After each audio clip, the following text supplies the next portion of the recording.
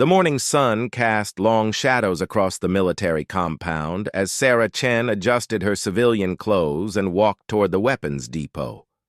Her worn jeans and simple white t-shirt made her stand out among the sea of camouflage uniforms that moved with practiced precision around the base. She had been working as a translator for the past 6 months, helping with intelligence gathered from captured documents. But today was different. Today, everything had changed. The attack had come without warning at dawn. Enemy forces had breached the outer perimeter, and now the base was under siege.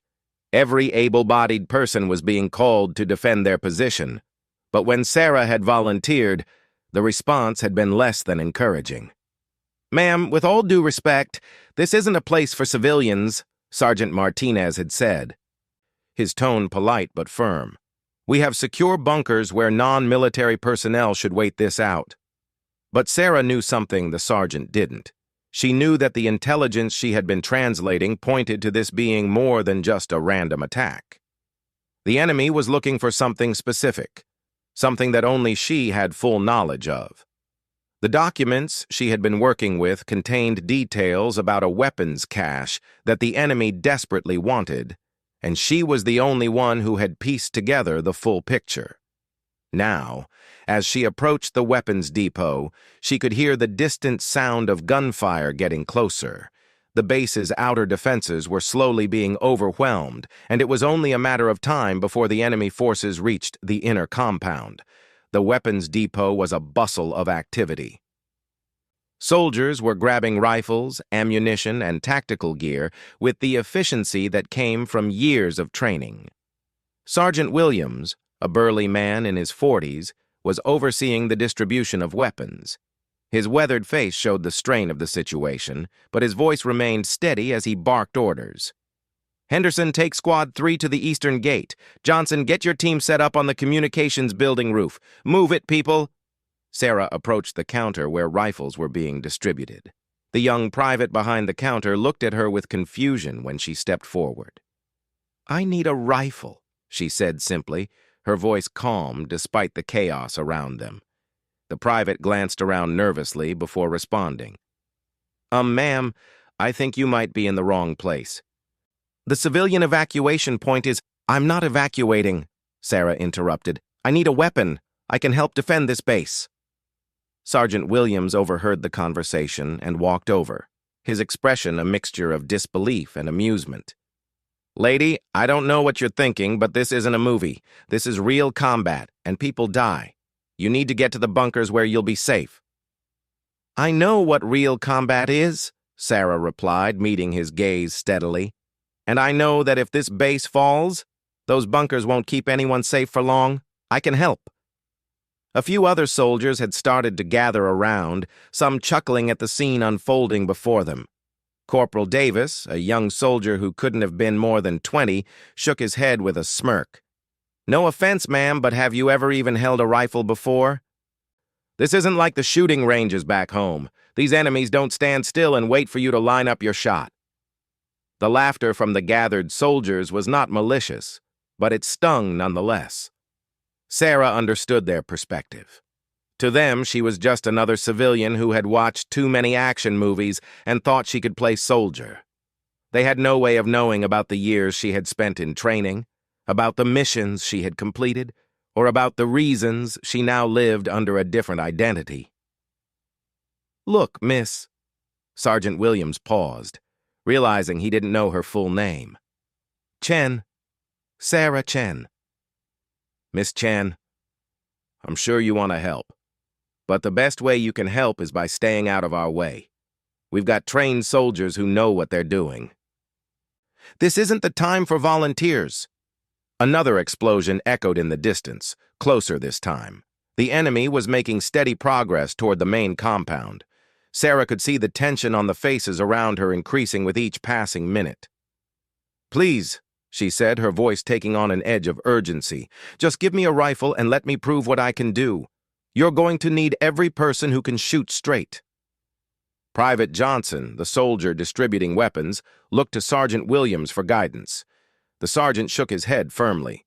"The answer is no, ma'am. I'm not putting a weapon in the hands of someone with no military training. If you want to help, there are supplies that need to be moved to secure locations. Medical supplies need to be organized. There are plenty of ways to contribute without putting yourself in harm's way." The patronizing tone was unmistakable, and Sarah felt her patience wearing thin. She had spent months building trust and credibility as a translator, but that meant nothing now that real danger had arrived. In their eyes, she was just a woman in civilian clothes who didn't belong in their world of combat and warfare. "You don't understand," Sarah said, her voice rising slightly. "I have information about why they're attacking. I know what they're after, and I know how to stop them. But I can't do it from a bunker." Corporal Davis laughed outright at this. "Oh, so now you're an intelligence analyst too? Ma'am, I think the stress of the situation might be getting to you. Why don't you let the professionals handle this?" The condescension was clear, and Sarah felt her frustration building. These men had no idea what they were dealing with, either with the enemy forces or with her. But she also understood their position. From their perspective, they were protecting her by refusing her request. Sergeant Williams's radio crackled to life with an urgent message. "All units, enemy forces have breached the secondary perimeter. Repeat, secondary perimeter is compromised. Estimated 15 minutes until they reach the main compound." The mood in the weapons depot became even more tense. Soldiers were moving with increased urgency, and Sarah could see the worry in their eyes. They were running out of time, and they didn't have enough people to defend all the critical points of the base. "Sergeant," Sarah tried one more time, "I'm not asking you to trust me because I'm brave or because I want to help. I'm asking you to trust me because I have skills you need. Give me 5 minutes with a rifle on the range, and I'll show you what I can do." "Ma'am, we don't have 5 minutes to spare on proving points," Sergeant Williams replied, his patience clearly wearing thin. "This is my final answer. No weapons for civilians. Private Johnson, get Miss Chen escorted to the secure area immediately." As Private Johnson moved around the counter to escort her away, Sarah made one last desperate attempt. "What if I told you I wasn't really a civilian? What if I told you there were things about my background that weren't in my personnel file?" This caused Sergeant Williams to pause for a moment, but then he shook his head. "Ma'am, I don't care if you were in the Girl Scouts or the debate team in high school. What I care about is keeping people alive, and that means keeping untrained personnel away from weapons." The mockery continued from some of the younger soldiers. One private she didn't recognize spoke up from across the room. "Hey, Sarge, maybe she's secretly a ninja or something. You know how these translator types are, always full of surprises." The laughter that followed was the final straw for Sarah. She had tried the diplomatic approach, tried to reason with them, but they were too set in their assumptions to listen.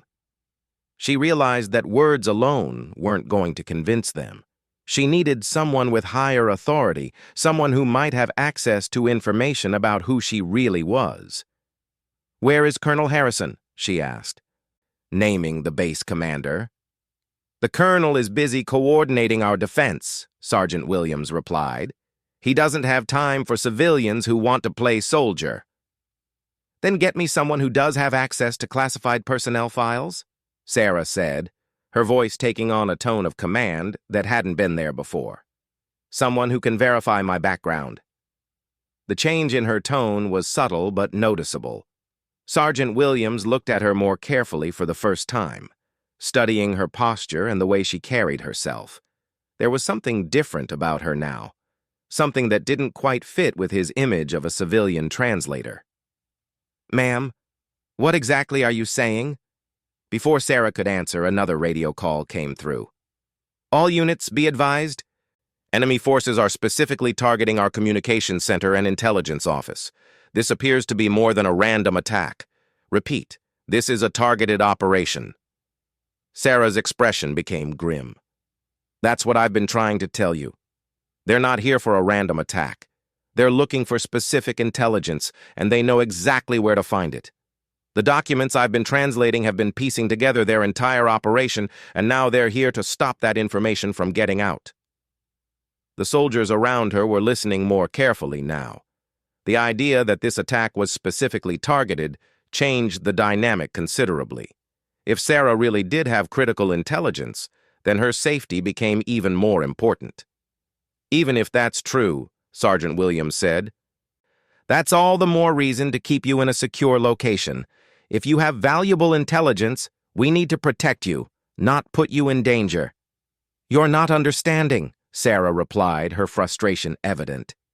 I don't just have intelligence about their operation. I have intelligence about their specific target on this base. They're after something that only I know the location of, and if they get it, a lot of people are going to die. The weapons depot had grown quieter as more soldiers stopped to listen to the conversation. The urgency of the situation was becoming clear to everyone, but there was still the question of what to do about Sarah's request for a weapon. Corporal Davis, who had been among the most skeptical, stepped forward. Okay, let's say you're right about all this intelligence stuff. That still doesn't mean you need a rifle. You can tell us where this target is, and we can protect it. Sarah shook her head. It's not that simple.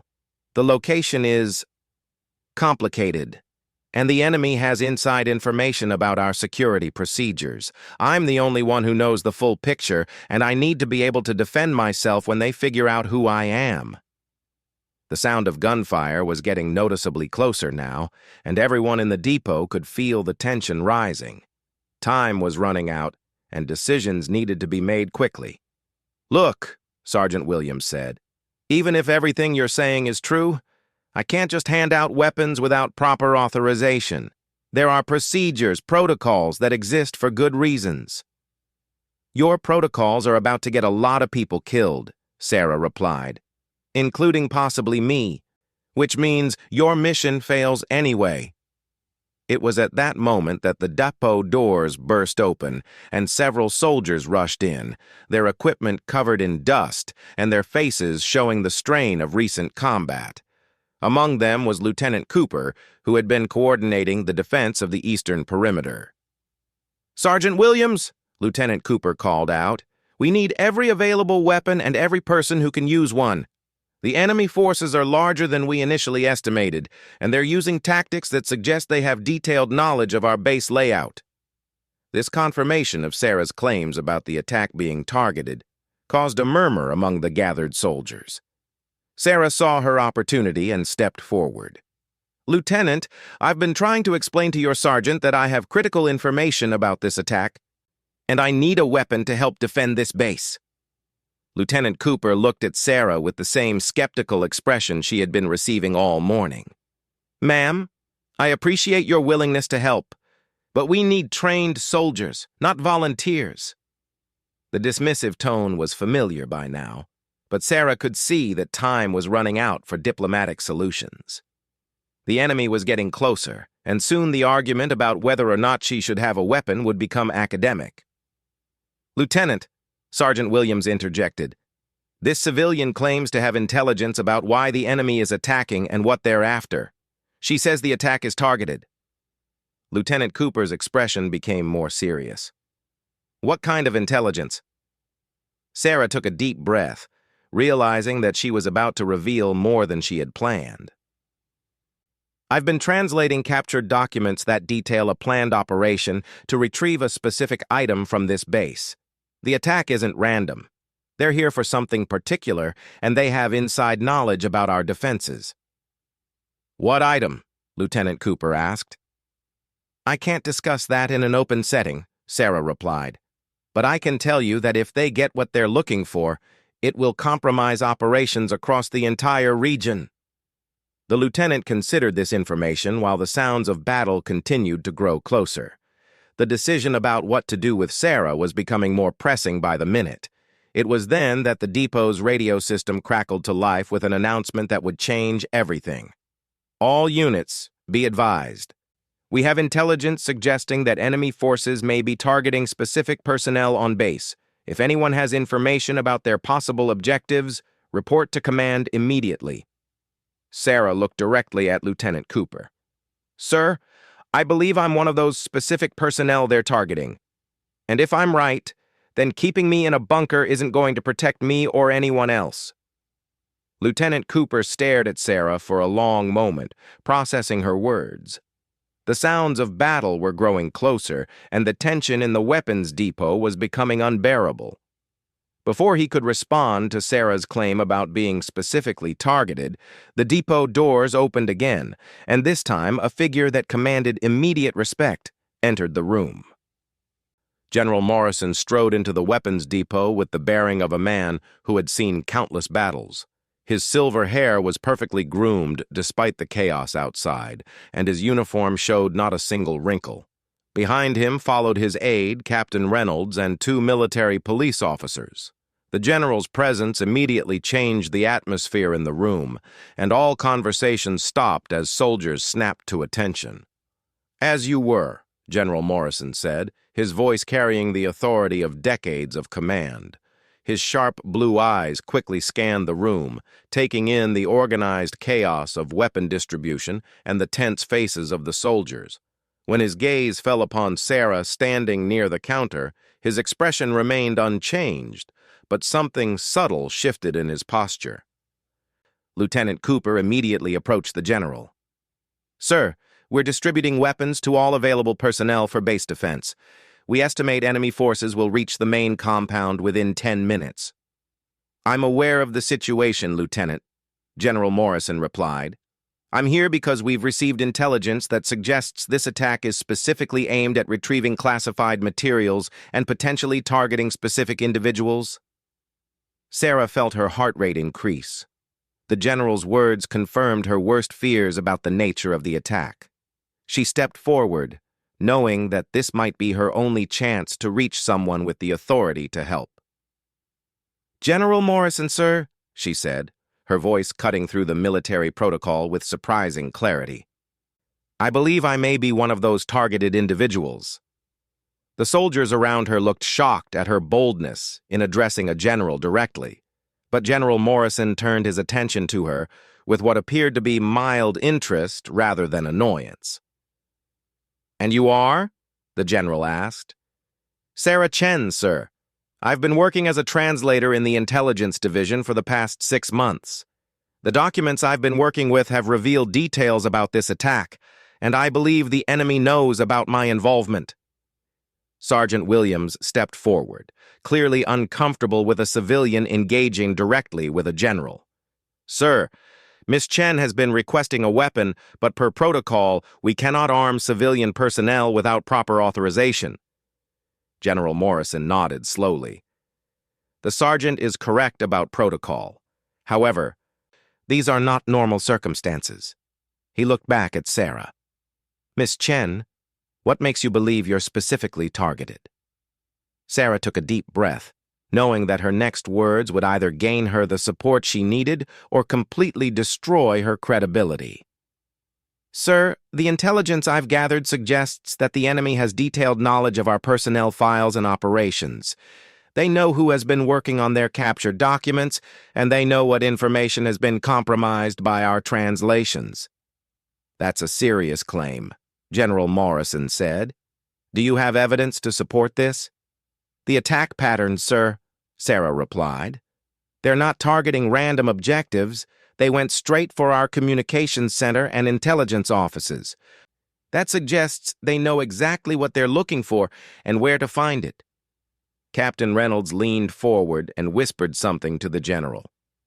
General Morrison listened intently, then nodded. The exchange lasted only a few seconds, but Sarah noticed that the general's expression had changed slightly.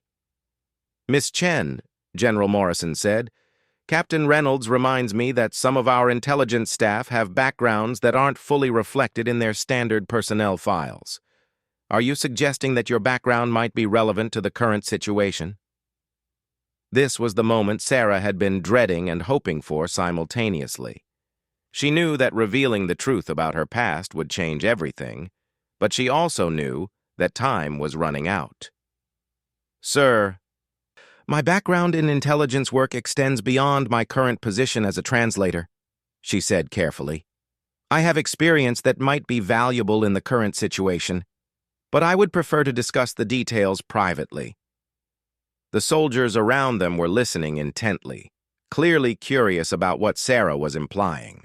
Sergeant Williams looked particularly confused, as if trying to reconcile the civilian translator he thought he knew with someone who was speaking to a general about classified background information.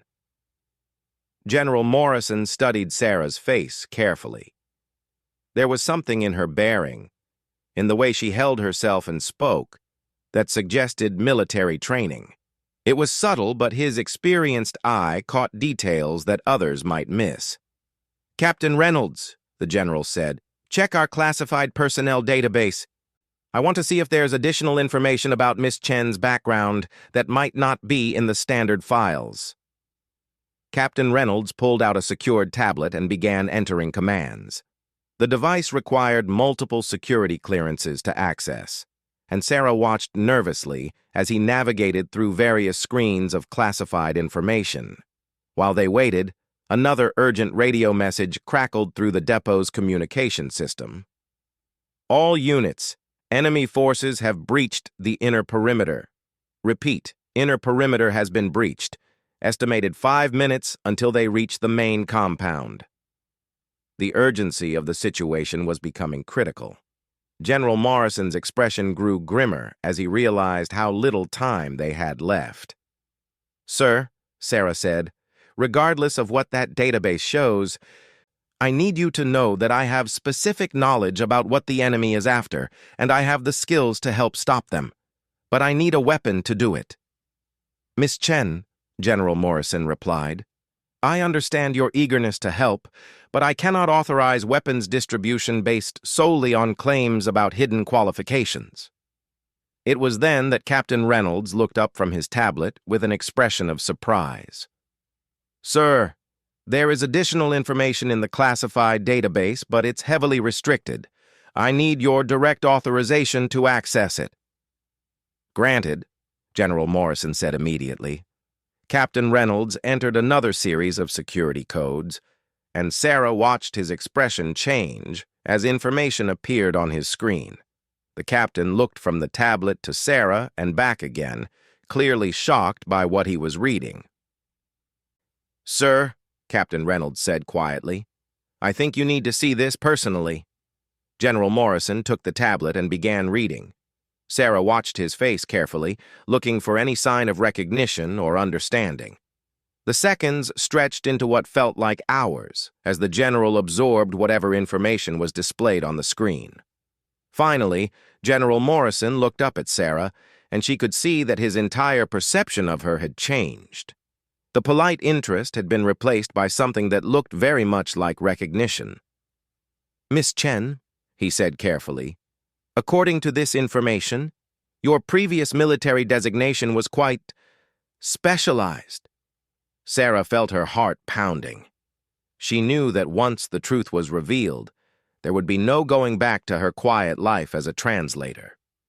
"Yes, sir," she replied simply. General Morrison handed the tablet back to Captain Reynolds and stepped closer to Sarah. When he spoke, his voice was low enough that only she and a few nearby soldiers could hear him. "Black Talon mark," he said quietly. The effect of those 3 words was immediate and dramatic. Sarah's carefully maintained civilian composure cracked slightly, and she straightened into a posture that was unmistakably military. The 2 words were more than just a designation. They were a recognition of who she had been and what she had done. But the most significant reaction came from an unexpected source. Sergeant Williams, who had been standing nearby and had overheard the general's words, went completely pale. His expression changed from confusion to shock to something approaching fear.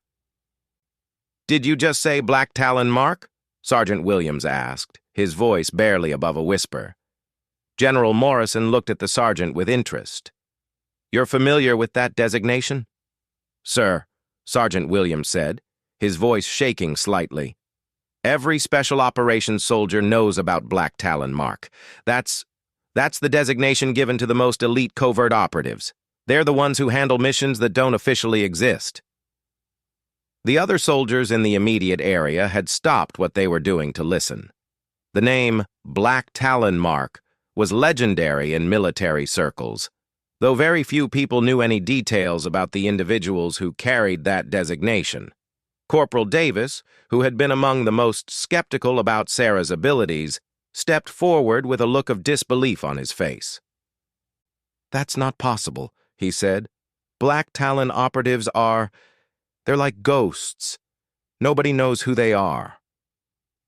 General Morrison looked around the group of soldiers who had gathered close enough to hear the conversation. "What you've heard here does not leave this room," he said firmly. "This information is classified at the highest levels." Sarah realized that her cover was completely blown now, but she also felt a sense of relief. The pretense of being just a translator was finally over. "Sir," she said to General Morrison, "if my background has been confirmed, then I think you understand why I need to be armed and why I can't just wait in a bunker while the enemy searches for me." "I understand more than you might think, Miss Chen," General Morrison replied. "The question now is what to do with this information." Lieutenant Cooper, who had been listening in stunned silence, finally found his voice. "Sir, if she really is what you said she is, then she might be exactly what we need to stop this attack." The radio crackled again with another urgent message. "All units, enemy forces are conducting systematic searches of base facilities. They appear to be looking for specific individuals or materials. All personnel with classified clearances should report to secure locations immediately." Sarah looked directly at General Morrison. "Sir, they're looking for me. They know who I am and what I've been working on. Hiding in a secure location isn't going to help if they're willing to tear this base apart to find me." "What are you proposing?" General Morrison asked. "Let me do what I was trained to do," Sarah replied. "Give me a weapon, give me backup, and let me end this threat before it gets worse." Sergeant Williams, who was still processing the revelation about Sarah's true identity, stepped forward. "Ma'am, sir, I don't know what your rank was, but I need to apologize for—" "Forget the apologies, Sergeant," Sarah interrupted. "Right now, we need to focus on stopping the enemy from getting what they came for." "Which is?" General Morrison asked. Sarah hesitated for a moment, then realized that full disclosure was necessary. "They're after a specific piece of intelligence that I've been working with. It contains information about their entire network across the region. If they get it back, they can compromise every operation we have planned for the next year." "Where is this intelligence?" General Morrison asked. "That's the problem, sir," Sarah replied. "It's not in one place. The information is distributed across multiple files and systems, but I'm the only one who has pieced together the complete picture. I'm the only one who knows how all the pieces fit together." The implications of this were clear to everyone listening. Sarah wasn't just a target because of who she was a target because of what she knew.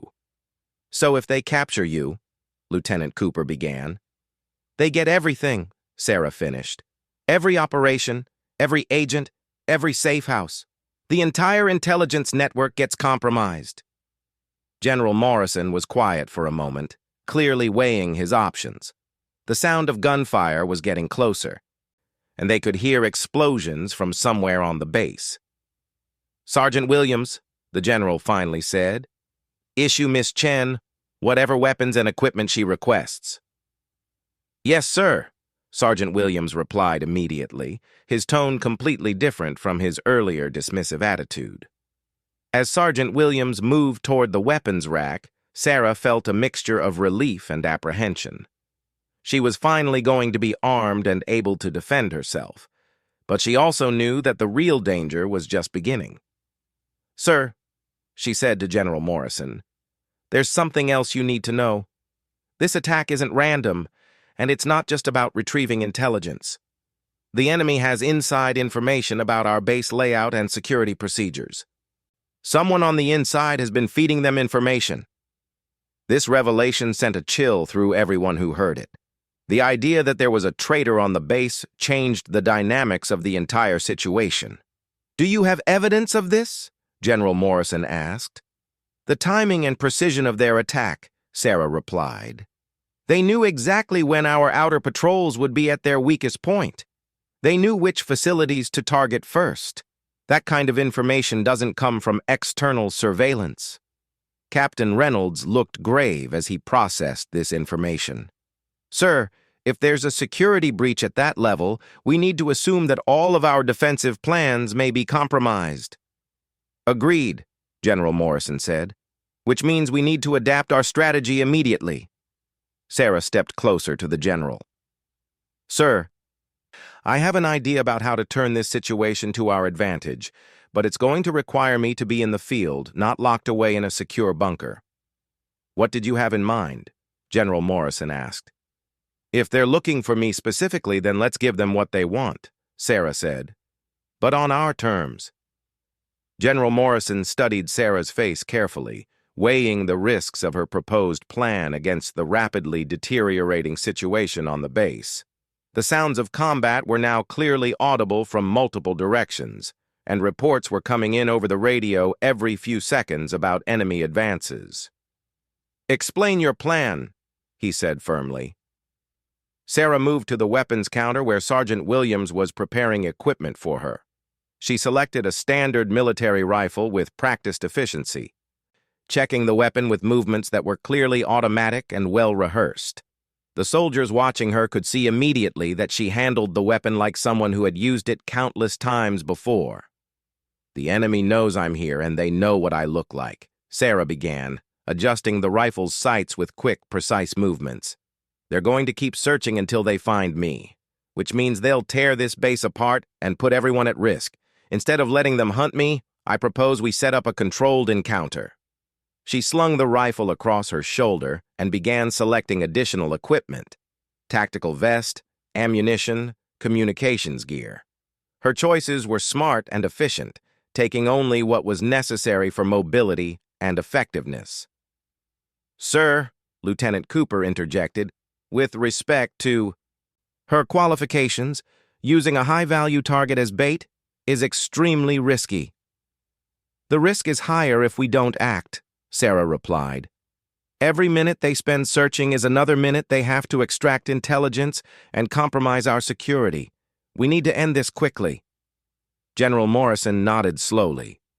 "What kind of controlled encounter are you proposing?" Sarah pulled out a base map and spread it on the counter. Her finger traced several locations as she spoke. "The intelligence files thereafter are stored in 3 different locations. They don't know this. They think everything is in the main intelligence office. We can use that to our advantage." She pointed to a building on the eastern edge of the base. "This is the backup communications facility. It has multiple exit routes and good defensive positions. If I make myself visible there, they'll assume that's where the intelligence is stored." Captain Reynolds looked at the map. "That facility is already under attack. They'll have to fight through enemy positions to get there." "Exactly," Sarah said, "which is why it's perfect. They'll expect me to be heavily defended, so when I show up with minimal backup, it will look like a desperate attempt to protect the files." Sergeant Williams, who was now treating Sarah with considerably more respect, looked concerned. "Ma'am, that area is swarming with enemy soldiers. Even with your background, the odds would be terrible." Sarah looked up from the map with a slight smile. "Sergeant, black Talon operatives don't succeed because of good odds. We succeed because we change the odds." Before anyone could respond, another urgent radio message came through. "All units, enemy forces have captured the main communications center.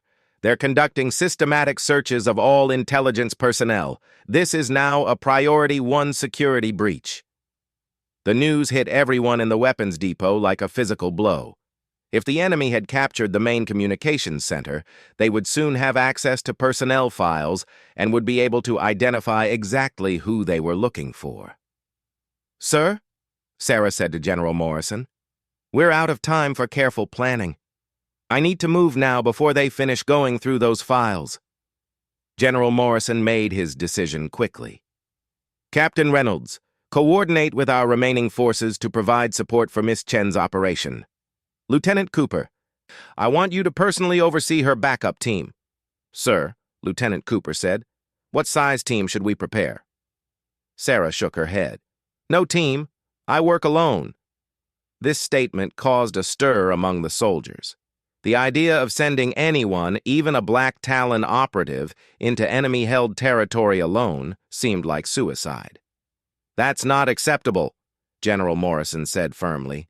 I don't care what your training is, you'll have backup. Sir, with respect, backup will slow me down and increase the chance of compromise, Sarah replied. This is what I was trained for. Let me do it my way. The radio crackled again. All units, enemy forces are specifically asking for information about intelligence translators. They know about our personnel assignments. Sarah's expression became grim. They know exactly who they're looking for now. Sir, I need to leave immediately.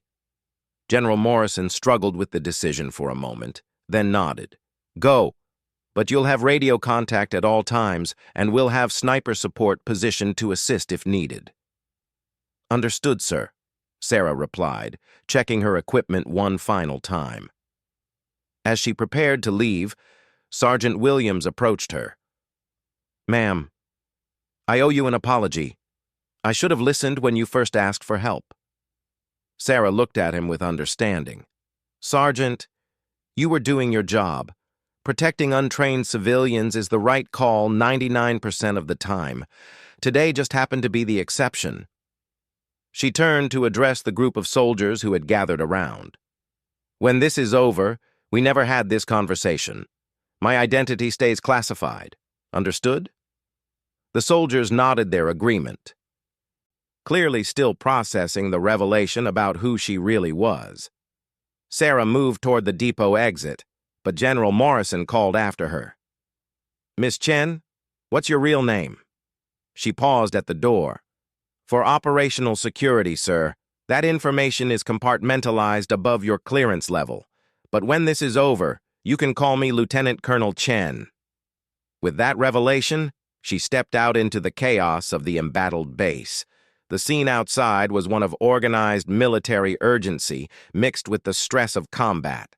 Soldiers were moving between defensive positions, medics were treating wounded personnel, and the constant sound of gunfire provided a grim soundtrack to the activity.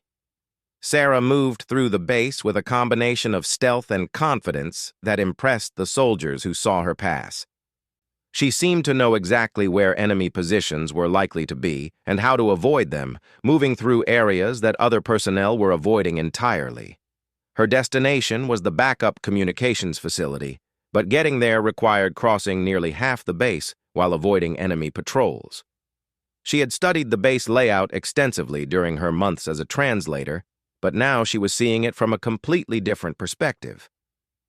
The first enemy patrol she encountered was positioned near the base library, clearly searching for someone or something specific. There were 4 soldiers, armed with automatic weapons and moving with the discipline of trained military personnel. Sarah observed them from concealment for several minutes, studying their movement patterns and communication protocols. When she was ready, she moved with the silent efficiency that had made Black Talon operatives legendary. The engagement was over in less than 30 seconds.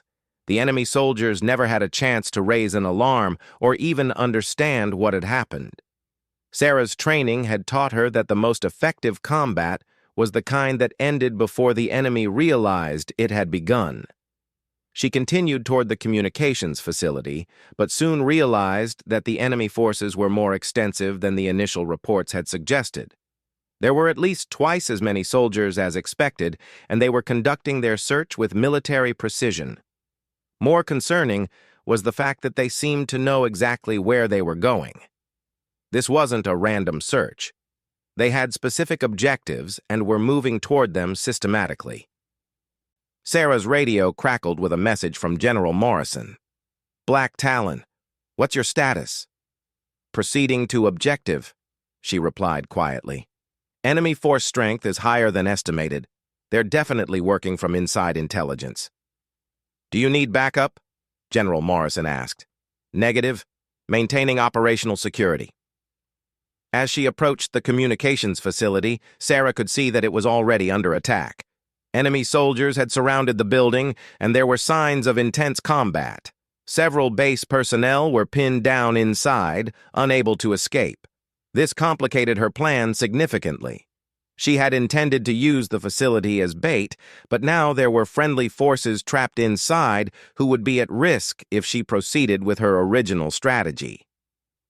Sarah studied the situation carefully, counting enemy positions and looking for tactical advantages. The building had good defensive positions, but the enemy had superior numbers and were well positioned to prevent anyone from escaping. She made a quick decision and moved to a position where she could provide covering fire for the trapped personnel. Her first shots were precisely placed to eliminate the enemy soldiers who posed the greatest threat to the people inside the building. The enemy response was immediate and intense. They had been expecting a single target, but Sarah's positioning and movement made it difficult for them to coordinate their return fire effectively. What followed was a demonstration of why Black Talon operatives were considered the elite of the elite. Sarah moved through the combat zone like a force of nature, using every piece of cover and every tactical advantage available to her. She eliminated enemy positions with surgical precision, always staying one step ahead of their attempts to surround her. Her movements were fluid and efficient, wasting no energy on unnecessary actions. The radio chatter from the enemy forces, which Sarah could monitor through captured equipment, revealed their growing frustration and confusion. They had expected to find a translator hiding in a bunker, not a highly trained operative who was systematically dismantling their assault. Within 20 minutes, Sarah had eliminated or neutralized the entire enemy force around the communications facility. The trapped base personnel were freed, and the immediate threat to that area of the base was ended. But Sarah knew that this was only one part of a larger operation. The enemy had come with specific objectives, and they wouldn't give up easily. Her radio crackled again. Black Talon. Enemy forces are regrouping for another assault. Intelligence suggests they're preparing to target the main command center. Sarah realized that her plan to draw them to the communications facility had only partially worked. The enemy was adapting their strategy, which meant they had leadership on the ground who understood military tactics. General Morrison, she said into her radio, I need intelligence on the enemy command structure. Who's leading their operation? There was a pause before the reply came. Unknown at this time. But we've intercepted communications suggesting they have detailed knowledge of our base defenses and personnel assignments. This confirmed Sarah's suspicions about inside information, but it also raised new questions about how extensive the security breach might be. She moved toward the main command center, knowing that the enemy's next assault would be their most dangerous. They would be expecting resistance now, and they would be prepared for the level of opposition she could provide. The command center was located at the heart of the base, surrounded by multiple layers of security and defensive positions. Getting there required crossing open areas that would expose her to enemy fire, but Sarah had dealt with similar challenges many times before. As she approached the command center area, Sarah could see that the enemy had indeed regrouped and were preparing for a major assault. They had positioned heavy weapons and were coordinating their attack with military precision. More concerning was the fact that they seemed to know exactly where the command center's defensive positions were located. Their positioning suggested they had detailed knowledge of the base's security arrangements. Sarah found an elevated position that gave her a clear view of the enemy preparations. What she saw confirmed her worst fears about the security breach. The enemy wasn't just acting on general intelligence. They were working from current detailed information about base operations. She contacted General Morrison. Sir, the enemy has real-time intelligence about our defensive positions. The security breach is active and ongoing. What are you recommending? General Morrison replied. Sarah studied the enemy positions for a few more moments, then made her decision. "Sir, I'm going to end this, but I need you to trust me and avoid interfering with my operation." "Understood. You have full operational autonomy." What happened next would become legendary among the soldiers who witnessed it, though very few would ever be permitted to speak about it publicly. Sarah moved through the enemy positions like a ghost, appearing and disappearing with lethal efficiency. Her approach was methodical and devastating, eliminating key personnel and disrupting the enemy's ability to coordinate their assault. But her real objective wasn't just to stop the current attack. It was to identify and eliminate the source of the intelligence leak. Using equipment she had taken from eliminated enemy soldiers, Sarah was able to monitor their communications and trace the source of their real-time intelligence updates. What she discovered sent a chill through her. The intelligence wasn't coming from inside the base at all. It was coming from a source with access to classified military databases, someone with the clearance level to access operational details in real time. The implications were staggering. This wasn't just about a single base under attack. It was about a much larger security compromise that could affect military operations across the entire region. Sarah realized that stopping the current attack was only the beginning. The real mission was to trace the source of the leak and prevent future compromises. Using her specialized training and equipment, she began the process of tracking the intelligence source while simultaneously continuing to eliminate enemy positions.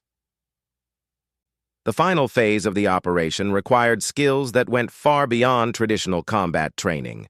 Sarah had to use electronic warfare techniques, advanced communication analysis, and tactical intelligence gathering while maintaining her physical assault on the enemy forces.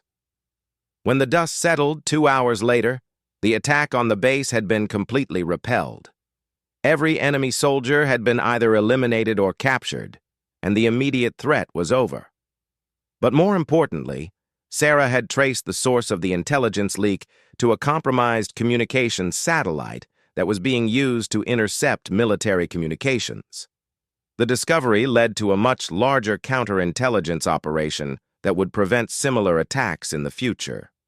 General Morrison found Sarah in the communications facility, monitoring the captured enemy equipment and coordinating with intelligence agencies about the broader implications of what she had discovered. "Colonel Chen," he said, using her real rank for the first time, "I think it's safe to say that your request for a rifle was justified." Sarah looked up from her work with a tired but satisfied expression. "Sir, sometimes the best way to prove you don't need protection is to show that you're the one capable of providing it." The base would take weeks to fully recover from the attack, but thanks to Sarah's intervention, the damage had been minimized and a much larger threat had been identified and neutralized. Years later, when military historians would study the incident, they would note that it represented a perfect example of why the Black Talon program existed, to handle threats that conventional forces couldn't address through conventional means. But for Sarah Chen, it was simply another day of doing the job she had been trained to do, even if it meant temporarily giving up the quiet life of a translator to remind the world what she was truly capable of when the situation demanded it.